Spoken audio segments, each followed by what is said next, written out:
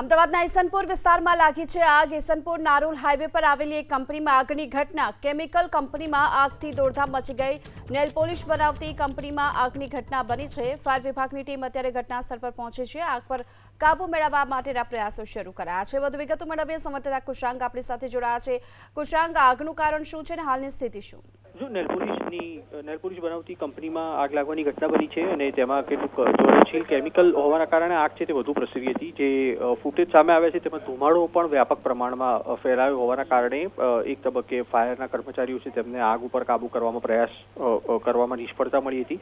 Fire વિભાગની 4 જેટલી ગાડીઓ અત્યારે ઘટના સ્થળ ઉપર છે અને આગ ઉપર કાબુ કરવાના પ્રયાસ થઈ રહ્યા છે। મળતી માહિતી અનુસાર કોઈ પણ જાનહાનિ આ ઘટનામાં થઈ નથી, પરંતુ ઈસનપુર વિસ્તારમાં જે આગ લાગવાની ઘટના બની છે તેને લઈને ફાયર વિભાગ અને પોલીસ વિભાગ તરફથી તપાસ શરૂ કરવામાં આવી છે કે આગ લાગવાનું કારણ શું છે અને આમાં કોઈ વ્યક્તિઓ ફસાય છે કે કેમ। જી, આભાર આપનો આ માહિતી માટે।